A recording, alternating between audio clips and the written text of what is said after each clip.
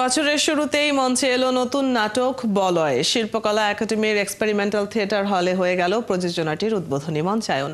Theatre art ইউনিটির প্রযোজনায় মঞ্চস্থ বলয় নাটকটির রচনা ও নির্দেশনা দিয়েছেন মোকাদ্দেম মোর্শেদ। বুলবুল আহমেদ জয়ের প্রতিবেদন। থিয়েটার আর্ট ইউনিটির প্রযোজনা বলয়, যার ইংরেজি নাম দ্য রিং। তবে নাটকটির চিন্তাসূত্র মুক্তিহীন বলয়বন্দী জীবনের উপলব্ধি। রাজনৈতিক বলয় সহ সামগ্রিক পারিপার্শ্বিক বলয়ে একটা স্থানান্তর ঘটে।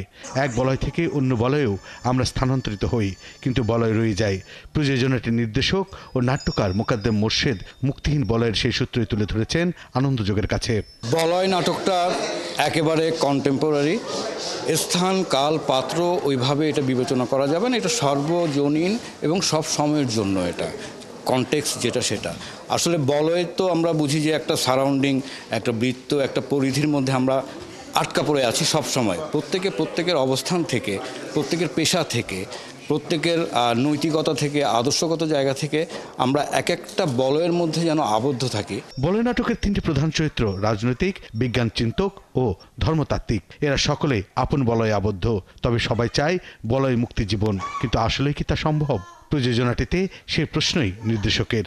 আমার নাটকটাতে এই রকম কিছু মেসেজ আছে যেটাকে আমি সেলফ ডায়ালেকটিক বলছি, অর্থাৎ অন্তর্দ্বন্দ্ব। অর্থাৎ মানুষের সঙ্গে মানুষের দ্বন্দ্ব হয়, কিন্তু এই নাটকটাতে আমরা দেখবো আসলে নিজের সঙ্গে নিজের দ্বন্দ্ব হচ্ছে।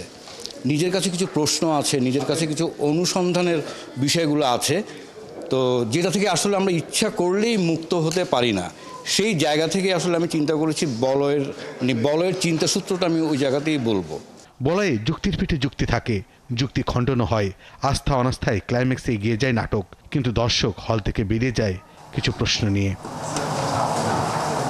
বুলবুল আহমেদ জয়, ৭১, ঢাকা।